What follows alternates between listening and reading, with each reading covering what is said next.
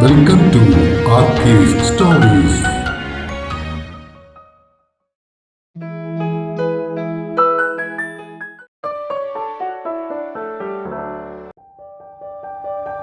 പറയാനിനിയും 42. അപ്പച്ചി തന്നെ ആ മുല്ലപ്പൂവ് വിഭയുടെ തലയിൽ വെച്ച് കൊടുക്കുന്നതിനിടയിൽ പെട്ടെന്നാണ് പുള്ളിക്കാരിയുടെ മുഖമിരുളുന്നത് സുദേവും ഹരിയും ശ്രദ്ധിച്ചത്. അപ്പച്ചിയുടെ നോട്ടം പോയ ഭാഗത്തേക്ക് തിരിഞ്ഞു നോക്കിയ അവരുടെയും മുഖങ്ങൾ ഇരുണ്ടു. കാരണം അവർക്കു മുന്നിലൂടെ കൈ കോർത്തു പിടിച്ചുകൊണ്ട് രേഷ്മയും ജിതിനും പോകുന്നുണ്ടായിരുന്നു. കടന്നു പോകുന്നതിനിടയിൽ രേഷ്മയും ജിതിനും അവരെയും കണ്ടിരുന്നു. അവരെ കണ്ടതും രേഷ്മയുടെ മുഖത്ത് പരിഭ്രമം നിറഞ്ഞു. അതിനിടയിലും അവരോടൊപ്പം നിൽക്കുന്ന വിഭയെ അവളൊന്ന് തിരിഞ്ഞു നോക്കി. എന്തോന്നാ നോക്കി നിൽക്കുന്നേ പിള്ളേരെ, നടക്കങ്ങോട്ട്. അപ്പച്ചിയുടെ ശബ്ദമുയർന്നത് കേട്ടാണ് വിഭ ശ്രദ്ധിച്ചത്. 3 പേരുടെയും മുഖഭാവം മാറിയിരിക്കുന്നത് കണ്ട് സംഭവം എന്താണെന്ന് മനസ്സിലാകാതെ അവൾ മൂവരെയും മാറി മാറി നോക്കി. സുദേവും ഹരിയും വീണ്ടും മുന്നിലേക്ക് നടക്കാൻ തുടങ്ങി. അവർക്ക് പുറകെ വിഭയും അപ്പച്ചിയും. മുല്ലപ്പൂ വെച്ചിട്ട് എങ്ങനെയുണ്ടെന്ന് ചോദിക്കണമെന്ന് അവൾക്കുണ്ടായിരുന്നു. പക്ഷേ എല്ലാവരുടെയും മുഖത്തു വന്ന മാറ്റം അവളെ ആശയക്കുഴപ്പത്തിലാക്കി. തൊട്ടു മുന്നിൽ കൈ കോർത്തു പിടിച്ചു നടന്നു പോകുന്ന ഒരു പെണ്ണും ചെക്കനും. ആ പെണ്ണ് ഇടയ്ക്ക് തിരിഞ്ഞു നോക്കുന്നത് അവൾ കണ്ടു. മോളിങ് വന്നേ. അപ്പച്ചി അവളുടെ കൈയും പിടിച്ച് അല്പം വേഗത്തിൽ മുന്നിലേക്ക് നടക്കുന്നത് എന്തിനാണെന്ന് അവൾക്ക് മനസ്സിലായില്ല. സുദേവിന്റെയും ഹരിയുടെയും ഒപ്പം എത്തിയ ഉടനെ അപ്പച്ചി വിഭയെ പിടിച്ച് സുദേവിന്റെ ഒപ്പം നടത്താൻ തുടങ്ങി. അവൾ അത് ഏറെ ആഗ്രഹിച്ചിരുന്നെങ്കിലും ഇപ്പോൾ അപ്പച്ചി അങ്ങനെ ചെയ്തതിന്റെ കാരണം മനസ്സിലാവാതെ അവൾ അപ്പച്ചിയെ നോക്കി. സുദേവാണെങ്കിൽ ഇതൊന്നും ശ്രദ്ധിക്കാതെ നടക്കുകയായിരുന്നു. മോളെ, ആ മുന്നിൽ പോകുന്ന എരണം കെട്ടവള രേഷ്മ. അവളുടെ പോക്ക് കണ്ടില്ലേ? എന്റെ ഉണ്ണിയുടെ ജീവിതം നശിപ്പിച്ചിട്ട് അവൾ അവന്റെ കയ്യും കോർത്തു പിടിച്ച് നടക്കണം. ഇവളൊക്കെ എന്തിനാണാവോ തൊഴാൻ വരണത്? അവൾ ഇട്ടേച്ചു പോയെങ്കിലും എന്റെ ഉണ്ണി തളർന്നു പോയിട്ടില്ലെന്ന് അവള് ചുമ്മാ വിചാരിച്ചോട്ടെ. മോളെ, അവനോട് അല്പം കൂടെ ഒന്നങ്ങ് ചേർന്ന് നടന്നോ.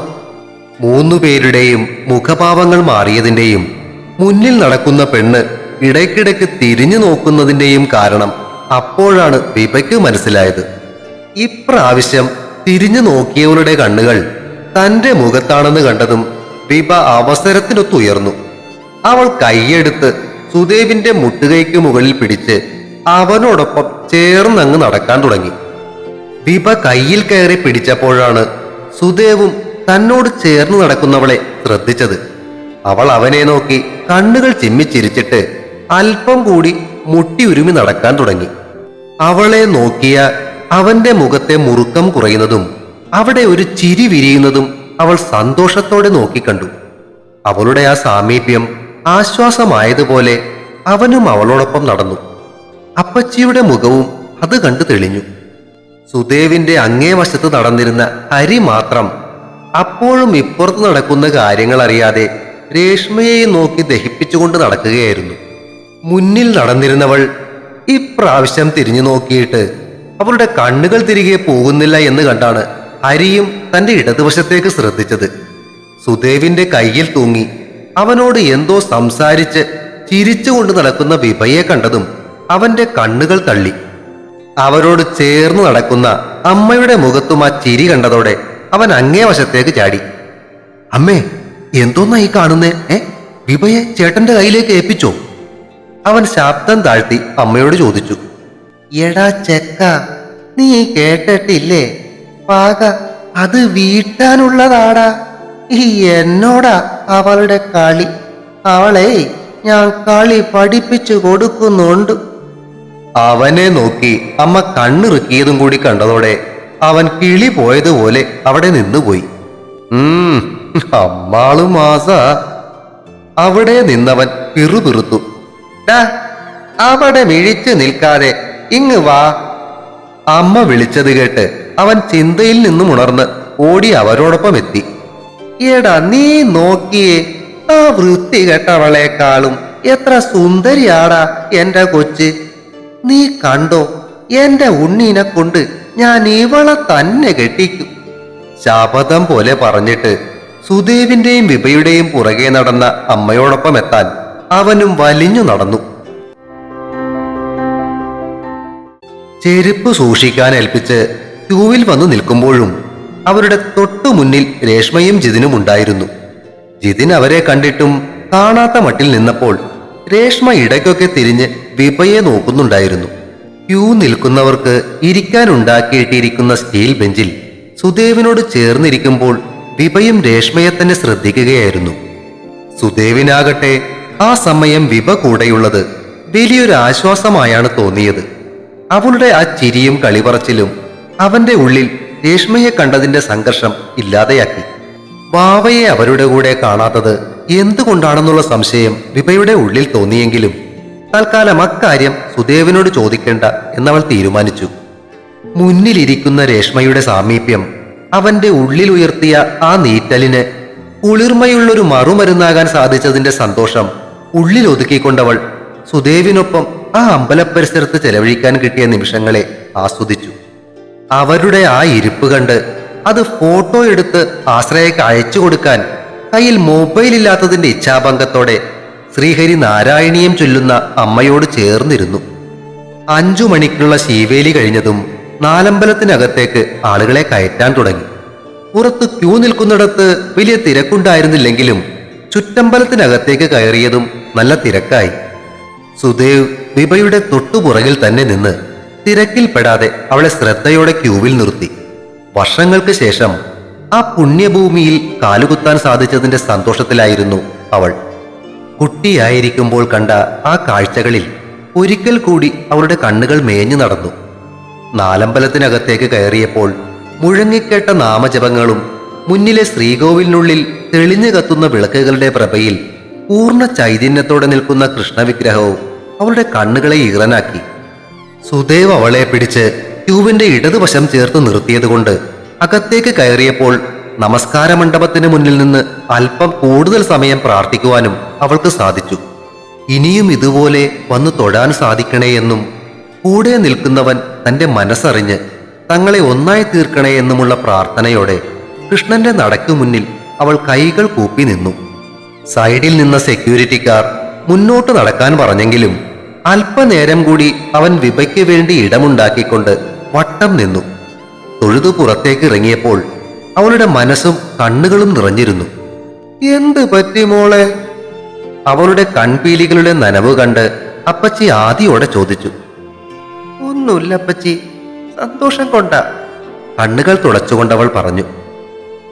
നാലമ്പലത്തിന് പുറത്ത് പ്രദക്ഷിണ വഴിയിലുള്ള അയ്യപ്പനെയും നിലവിൽ ക്ഷേത്രമതിൽക്കകത്താണെങ്കിലും ഗുരുവായൂർ ക്ഷേത്രത്തിന് പുറത്തായി കരുതുന്ന ഇടത്തരിക്കത്ത് കാവ് ദുർഗാ ഭഗവതിയെയും തൊഴുതിട്ട് പുറത്തേക്കിറങ്ങിയ അവർ ഗുരുവായൂർ ദേവസ്വം മ്യൂസിയത്തിന് മുന്നിലുള്ള കാര്യാലയ ഗണപതിയെയും തൊഴുതു. അതിനുശേഷം അവിടെ നിന്നും 2 ഓട്ടോറിക്ഷകൾ വിളിച്ച് മമ്മിയൂരും ശ്രീവെങ്കിടത്തും പാർത്ഥസാരഥി അമ്പലത്തിലും പോയി തൊഴുതതിനു ശേഷം 7:30 മണിയായപ്പോഴേക്കും തിരികെ ഗുരുവായൂരമ്പലത്തിലേക്ക് തന്നെ എത്തി. ഓട്ടോറിക്ഷയിൽ നിന്നും ഇറങ്ങി കാശ് കൊടുത്തു കഴിഞ്ഞ് തിരിഞ്ഞപ്പോഴേക്കും കൂടെ നിന്നിരുന്ന വിഭയെ കാണാതെ അപ്പച്ചി ചുറ്റിനും നോക്കി. തൊട്ടടുത്ത കടയിൽ ഒരു കൂടയിൽ നിറച്ചു വെച്ചിരിക്കുന്ന മയിൽപീലികളുടെ ഭംഗിയും നോക്കി നിൽക്കുകയാണ് ആശാട്ടി. മോളെ വാ, ഭക്ഷണം കഴിച്ചിട്ട് വേഗം കിടക്കാം. വെളുപ്പിന് 1:30-ക്കെങ്കിലും എഴുന്നേറ്റാലേ നിർമാല്യം തൊഴാൻ പറ്റൂ. അപ്പച്ചി വിളിച്ചത് കേട്ട് അവിടെ ഇരുന്ന മയിൽപീലികൾ ഒരിക്കൽ കൂടി ഒന്ന് നോക്കിയിട്ട് അവൾ അവരോടൊപ്പം അടുത്ത് കണ്ട ഹോട്ടലിലേക്ക് നടന്നു. ഭക്ഷണം കഴിച്ച ശേഷം റൂമിലേക്ക് തിരികെ എത്തിയ ഉടനെ അപ്പച്ചി ഡ്രസ്സ് മാറി ഒരു നൈറ്റിയും എടുത്തിട്ട് ഉറങ്ങാനുള്ള തയ്യാറെടുപ്പിലായി. അവളും ഡ്രസ്സ് മാറിയതിനു ശേഷം വാഷ്റൂമിൽ കയറി ഒന്ന് ഫ്രഷായി. തിരികെ ഇറങ്ങിയപ്പോഴേക്കും അപ്പച്ചി കിടന്നു കഴിഞ്ഞിരുന്നു. അപ്പച്ചി, അവൾ വിളിച്ചത് കേട്ട് കണ്ണു തുറക്കാതെ തന്നെ അപ്പച്ചി മൂളി. അവരുടെ കൂടെ മോളെ കണ്ടില്ലല്ലോ അപ്പച്ചി. രേഷ്മയെ അമ്പലത്തിൽ വെച്ച് കണ്ടപ്പോൾ മുതൽ തോന്നിയ ആ സംശയം അവൾ ചോദിച്ചു. ആ ചോദ്യം കേട്ടതും അപ്പച്ചി കണ്ണു തുറന്ന് എഴുന്നേറ്റിരുന്നു. എന്റെ കൊച്ചിനെ ആ ഇരണം കെട്ടവള് ഏതോ ഹോസ്റ്റലിൽ കൊണ്ടുപോയി ആക്കിയേക്കുവാ മോളെ. കൊച്ചിവിടെ ഉണ്ടെങ്കിൽ ഇവൾക്കും അവനും കൂടി ഇങ്ങനെ അഴിഞ്ഞാടി നടക്കാൻ പറ്റില്ലല്ലോ. അപ്പച്ചിയുടെ കണ്ണുകൾ നിറയുന്നത് കണ്ടതും അവൾ അടുത്തു ചെന്നിരുന്ന് അപ്പച്ചിയെ ചേർത്തു പിടിച്ചു. അവള് വരും മോളെ, നീ നോക്കിക്കോ. അവൾ എന്റെ ഉണ്ണിയുടെ മോള. ആ ഒരു മനസ്സാ അവൾക്കും. വലുതാകുമ്പോ അവൾ അച്ഛനെ അന്വേഷിച്ച് വരിക തന്നെ ചെയ്യും. ഇല്ലേ മോള് കണ്ടോ? കണ്ണുകൾ തുടച്ചിട്ട് അപ്പച്ചി വീണ്ടും കിടന്നു. കിടക്കാമെന്ന് കരുതി എഴുന്നേറ്റ വിഭ ഡോർബെൽ ശബ്ദിക്കുന്നത് കേട്ട് വാതിലിന് നേർക്ക് നടന്നു. തുറന്ന വാതിലിൽ കൂടി അകത്തേക്ക് നീണ്ടുവന്നത് ഒരു പിടി മയിൽപ്പീലികളായിരുന്നു. വിടർന്ന കണ്ണുകളോടെ അവൾ മിഴിച്ചു നോക്കുമ്പോൾ ആ വിടർത്തിപ്പിടിച്ച മയിൽപ്പീലികൾക്ക് പിറയിൽ സുദേവിന്റെ ചിരിക്കുന്ന മുഖം. ഓ, ഈ ഉണ്ണിക്കണ്ണനായിരുന്നു മയിൽപ്പീലിയൊക്കെ ആയിട്ട്? വിഭ കളിയാക്കി ചോദിക്കുന്നത് കേട്ട് കിടക്കുകയായിരുന്ന അപ്പച്ചി കണ്ണുകൾ തുറന്നു നോക്കി. വാതിൽക്കൽ സുദേവിനെ കണ്ടതും ചുണ്ടിൽ വിരിഞ്ഞ ചിരിയോടെ അപ്പച്ചി കണ്ണുകൾ പൂട്ടി. അതെല്ലോ, ഇവിടെ ഒരാൾക്ക് മയിൽപ്പീലിയൊക്കെ ഇഷ്ടമാണെന്ന് പറഞ്ഞ് കൊണ്ടുവന്നതാ. അവൾക്ക് നേരെ പീലികൾ നീട്ടിക്കൊണ്ട് അവൻ പറഞ്ഞു. അവൾ മനസ്സ് നിറഞ്ഞു ചിരിച്ചു. താങ്ക് യു മാഷേ, എനിക്ക് ഒത്തിരി ഇഷ്ടാ മയിൽപ്പീലി. നാളെ പോകും മുന്നേ വാങ്ങാന്ന് വിചാരിച്ചിരിക്കുകയായിരുന്നു. പക്ഷെ ഇത് കുറെ ഉണ്ടല്ലോ മാഷേ. മയിൽപ്പീലികൾ വാങ്ങി മുഖത്തോട് ചേർത്ത് അതിന്റെ മാർദ്ദവം ആസ്വദിക്കുന്നതിനിടയിൽ അവൾ പറഞ്ഞു. ഏയ്, അധികമൊന്നുമില്ല, 50 എണ്ണം. എന്നാ വാതിലടച്ചിട്ട് കിടന്നു. ഞാൻ ഒന്നുകൂടി അമ്പലത്തിൽ പോയിട്ട് വരാം. അമ്പലത്തിലേക്കോ? ഇനി എന്താ അവിടെ പരിപാടി? അവിടെ ആ മേൽപ്പത്തൂർ ഓഡിറ്റോറിയത്തിൽ ചെറിയ കലാപരിപാടികളൊക്കെ ഉണ്ടാകും. കുട്ടികളുടെ അരങ്ങേറ്റം, ഡാൻസ്, അങ്ങനെ. അതൊക്കെ കുറച്ചു നേരം പോയി കാണാമെന്ന് വിചാരിച്ചു. അവൾ ഒന്ന് തിരിഞ്ഞ് കിടക്കുകയായിരുന്ന അപ്പച്ചിയെ നോക്കി. എന്നിട്ട് ചോദിച്ചു, ഞാനും വരട്ടെ മാഷേ? അവൾ പ്രതീക്ഷ നിറഞ്ഞ കണ്ണുകളോടെ അവനെ നോക്കി. മോൾക്ക് പോണെങ്കി പോയിട്ട് വാ. സുദേവ് പറയും മുന്നേ കിടക്കുകയായിരുന്ന അപ്പച്ചി മറുപടി പറഞ്ഞത് കേട്ട് അവൾ ചിരിയോടെ അപ്പച്ചിയെയും അതിനുശേഷം സുദേവിന്റെ മുഖത്തേക്കും നോക്കി. അവിടെയും സമ്മതഭാവത്തിലുള്ള ചിരിയായിരുന്നു. ഒരു മിനിറ്റ്, ഞാനൊന്ന് ഡ്രസ്സ് മാറിയിട്ട് വരാം. അവൾ ഉത്സാഹത്തോടെ വാതിൽ ചാരി. വരാന്തയിലെ ഹാൻഡ് റെയിലിലേക്ക് ചാരി നിന്ന് സുദേവ് പുറത്തേക്ക് നോക്കി. അമ്പലത്തിലേക്കുള്ള വഴിയിൽ ആ സമയത്തും ആളുകൾ ഒഴുകുകയായിരുന്നു. അല്പനേരത്തിനുള്ളിൽ തന്നെ വിഭ ഒരു ഇളം പച്ച കുർത്തയും അതിന് ചേർന്നൊരു സിഗരറ്റ് പാന്റും ധരിച്ച് മുടി മുകളിലേക്ക് ഉയർത്തി കെട്ടിവെച്ചുകൊണ്ട് പുറത്തേക്കിറങ്ങി. ഉയർത്തി കെട്ടിവെച്ച ആ മുടിക്കെട്ടിൽ നിന്നും വേർപെട്ട മുടിയിഴകൾ അവളുടെ മുഖത്തിനിരുവശത്തുമായി ഞാന്നു കിടന്ന് മുഖത്തിന് ഭംഗിയേകി. സുദേവ് അപ്പോഴും വൈകുന്നേരമിട്ട അതേ ഷർട്ടും മുണ്ടും തന്നെയാണ് ധരിച്ചിരുന്നത്. അവനോടൊപ്പം അവൾ ഹോട്ടലിൽ നിന്നും അമ്പലത്തിലേക്കുള്ള വഴിയിലേക്ക് ഇറങ്ങി. ഇരുവശത്തുമുള്ള കടകളിലേക്ക് കൗതുകപൂർവ്വം നോക്കിക്കൊണ്ട് നടന്ന വിഭ ഇടയ്ക്കെതിരെ വന്നവരുമായി കൂട്ടിയിടിക്കാൻ പോയതും സുദേവ് അവളുടെ കയ്യിൽ പിടിച്ച് അരികിലേക്ക് ചേർത്തു നടത്തി. അതോടെ അവൾ സുദേവിന്റെ കയ്യിൽ ചുറ്റിപ്പിടിച്ചായി നടത്തം. വിഭകുട്ടി. നടക്കുന്നതിനിടയിൽ അവൻ വിളിച്ചു. എന്തോ? വിളി കേട്ടെങ്കിലും നോട്ടം അപ്പോഴും കടകളിലേക്ക് തന്നെയായിരുന്നു. ഇനിയും വല്ലതും വേണോ? അവന് നേരെ നോക്കാതെ തന്നെ നിഷേധാർത്ഥത്തിൽ ഒരു തലയാട്ടൽ. മോതിരം? വള? ഇത്തവണ ആളൊന്ന് തിരിഞ്ഞു നോക്കി. മുഖത്തൊരു കള്ളച്ചിരി. വാ. അവനൊരു കടയ്ക്ക് നേരെ നടന്നതോടെ അവന്റെ കയ്യിൽ ചുറ്റിപ്പിടിച്ച് അവളും അങ്ങോട്ട് നീങ്ങി. കടയുടെ ഒരു വശത്തായി നിരത്തി വെച്ചിരിക്കുന്ന പല കളറിലുള്ള ഡിസൈൻ കുപ്പിവളകൾ. അതിലേക്കും അവന്റെ മുഖത്തേക്കും അവൾ ഒന്ന് നോക്കി. വാങ്ങിക്കോ, അവൻ പറഞ്ഞതും അവൾ അതിലേക്ക് കമഴ്ന്നു. പല നിറത്തിലുള്ള വളകളും പാകം നോക്കി അവൾ അവിടെ നിന്നും വാങ്ങി. കടക്കാർ അതെല്ലാം കൂടി പൊതിഞ്ഞ് ഒരു കിറ്റിലാക്കി എടുക്കുമ്പോഴേക്കും സുദേവ് അതിന്റെ കാശ് കൊടുത്തിരുന്നു. മാഷേ, ഇതിന്റെ എല്ലാം കാശ് ഞാൻ... തല്ല് കൊള്ളണ്ടെങ്കിൽ മിണ്ടാ നടന്നോ. അവളെ മുഴുവനും പറയാൻ സമ്മതിക്കാതെ അവൻ ഇടയ്ക്ക് കയറി പറഞ്ഞു. കാശ് ഞാൻ തരൂല്ലെന്ന് പറയാൻ വരുമായിരുന്നു. അവൻ കളിയായി കൈ ഉയർത്തുന്നത് കണ്ട് ഒഴിഞ്ഞു മാറിക്കൊണ്ടവൾ കുസൃതി ചിരിയോടെ കണ്ണുകൾ ചിമ്മി. മിസ്റ്റർ സുദേവ്. മേൽപ്പത്തൂർ ഓഡിറ്റോറിയത്തിനടുത്ത് എത്താറായപ്പോഴാണ് പുറകിൽ നിന്നും ആ വിളി അവർ കേട്ടത്.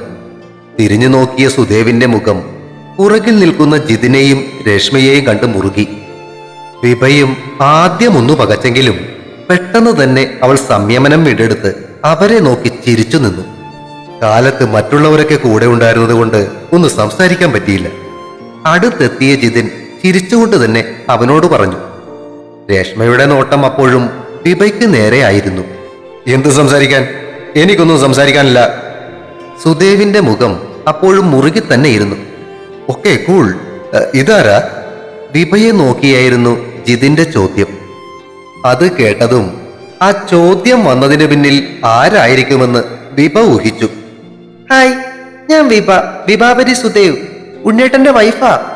ശരീരത്തിലേക്ക് അല്പം കൂടിയൊന്നൊട്ടി കുർത്തയുടെ അകത്തേക്കിട്ടിരുന്ന സ്വർണമാല ഇടത് കൈകൊണ്ടൊന്ന് മെല്ലെ ഇളക്കി രേഷ്മയെ നോക്കി ചിരിച്ചുകൊണ്ടവൾ പറഞ്ഞത് കേട്ട് സുദേവിന്റെ രണ്ട് കണ്ണുകളും പുറത്തേക്കുന്തി. കാലത്തെ അപ്പച്ചി കൂടെ ഉണ്ടായിരുന്ന കൊണ്ടാ ഞാനും ഒന്നും ഉണ്ടായിരുന്നേ. ചേച്ചി എപ്പോഴെങ്കിലും കാണുവാന്നേ ഒരു നന്ദി പറയണമെന്നുണ്ടായിരുന്നു. ദീപ കത്തിക്കയറുന്നത് കണ്ട് സുദേവിന്റെ കിളികൾ എങ്ങോട്ടെന്നില്ലാതെ പറന്നു. രേഷ്മയുടെ കണ്ണുകൾ കൂർത്തു. നന്ദിയോ? എന്നോടോ? എന്തിനാ? പിന്നെ എന്നെ ഇങ്ങനെ ചേച്ചിയൊന്നൊന്നും വിളിക്കണ്ട കേട്ടോ. അയ്യോടാ, മൂത്തവരെ എങ്ങനെയാ പേര് വിളിക്കുന്നേ? എനിക്കന്ന് 26 വയസ്സേ ആയിട്ടുള്ളൂ. പിന്നെ നന്ദി പറഞ്ഞത് വേറൊന്നും കൊണ്ടല്ല, ചേച്ചി അങ്ങനെ ഒരു ഉപകാരം ചെയ്തുകൊണ്ടല്ലേ എനിക്ക് എന്റെ ഉണ്ണേട്ടനെ കിട്ടിയേ. അല്ലേലും അട്ടയെ പിടിച്ച് മെത്തേ കിടത്തിയ കിടക്കൂല. നിനക്കിപ്പോ സമാധാനം ഇല്ലേ? ഇങ്ങ് വാ. ജിതിൻ രേഷ്മയെ കയ്യിൽ പിടിച്ച് വലിച്ചു കൊണ്ടുപോകുന്നത് വിഭ ചിരിയോടെ നോക്കി നിന്നപ്പോഴും കൺമുന്നിൽ നടന്നത് വിശ്വസിക്കുവാനാവാതെ പകച്ചു നിൽക്കുകയായിരുന്നു പാവം സുദേവ്. എന്താ ഒരു സന്തോഷം, മനസ്സിനൊരു തൃപ്തിയായി. ബാ ഉണ്ണിയേട്ടാ, ഇനി നമുക്ക് ഡാൻസ് കാണാം. പറന്നുപോയ കിളികൾ തിരിച്ചു വരുന്നത് നോക്കി നിന്നവന്റെ കയ്യിൽ പിടിച്ച് വലിച്ചുകൊണ്ട് വിഭ പറഞ്ഞു. രാത്രി ഇയർപോഡും ചെവിയിൽ വെച്ച് മൊബൈലിൽ നിന്നും പാട്ട് കേട്ടുകൊണ്ടിരിക്കുന്നതിനിടയിലാണ് ആശ്രയുടെ ഫോണിലേക്ക് ശ്രീഹരിയുടെ കോൾ എത്തിയത്. സന്തോഷത്തോടെ കോൾ കണക്ട് ചെയ്ത അവളുടെ ചെവിയിലേക്ക് ശ്രീഹരിയുടെ വിളിയെത്തി. ആശ്രയമേ. എന്തായടാ ഹരിക്കുട്ട കാര്യങ്ങൾ? സക്സസ്. അപ്പുറത്തു നിന്നും അവന്റെ സന്തോഷം നിറഞ്ഞ ചിരിയും അവൾ കേട്ടു. ഇൻസ്പെക്ടർ നല്ല സന്തോഷത്തിലാണല്ലോ. പറയ്. ആദ്യം നമ്മുടെ കാര്യം പറയാം. ചേട്ടച്ചാര് നമ്മുടെ കാര്യം അമ്മയോട് സംസാരിച്ചു. അമ്മ പച്ചക്കൊടി കാട്ടിയിട്ടുണ്ട്. ഇനി നിന്റെ ജാതകം നോക്കണം. അയ്യോ, ഇനി ജാതകം ചേരില്ലെന്ന് ആരെങ്കിലും പറയോ? ഏയ്, അത് ചേട്ടനല്ലേ നോക്കാൻ പോകുന്നത്. പുള്ളി നോക്കിക്കോളും. അങ്ങേരുടെയും രേഷ്മയുടെയും ജാതകം തമ്മിൽ ഭയങ്കര പൊരുത്തമായിരുന്നില്ലേ? എന്നിട്ട് എന്താ ഉണ്ടായത്? അതുകൊണ്ട് ജാതകമൊക്കെ പുള്ളി ചേർപ്പിച്ചോളും. ആ കാര്യം ഓർത്ത് പൊന്നുമോള് പേടിക്കണ്ട. അത് കഴിഞ്ഞാൽ പിന്നെ നിന്റെ വീട്ടിലേക്ക് പെണ്ണ് കാണാൻ വരുന്നത് അടുത്ത് തന്നെ ഉണ്ടാകും. So get ready my girl. ഉമ്മയൊക്കെ അവിടെ നിൽക്കട്ടെ. അമ്മ ഇനി അവിടെ ചെന്ന് എന്റെ അച്ഛന്റെ സംസാരം കേൾക്കുമ്പോ വല്ല പ്രശ്നം ഉണ്ടാവുമെന്നാ എന്റെ പേടി. ബാലിശമായ ചോദ്യങ്ങൾ ചോദിക്കാതിരിക്കും മകളെ. അത് നിനക്കെന്റെ അമ്മയെ അറിയാൻ പാടില്ലാത്തതുകൊണ്ടാണ് ഈ ചോദ്യം. So that question is dismissed. Okay, എങ്കിൽ എന്താ അടുത്ത കാര്യം?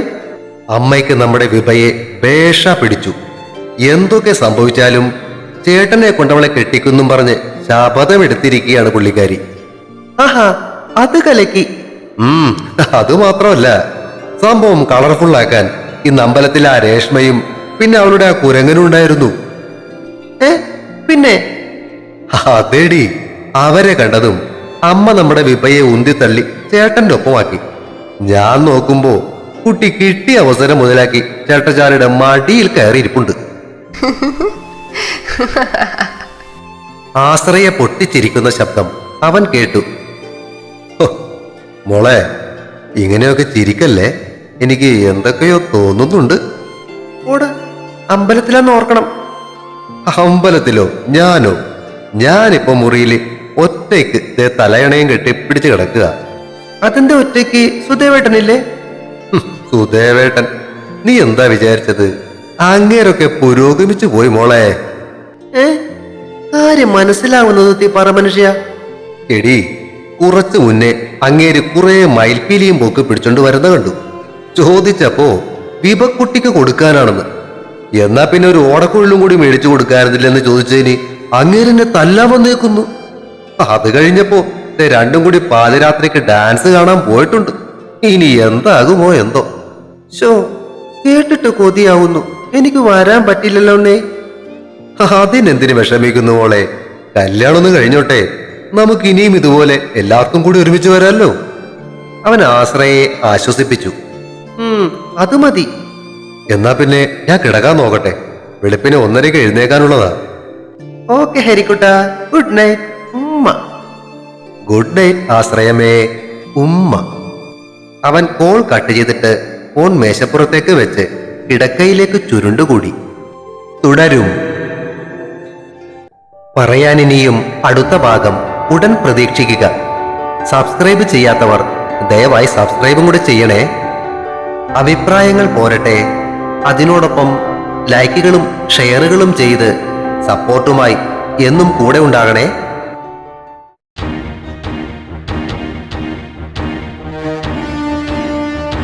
See you soon.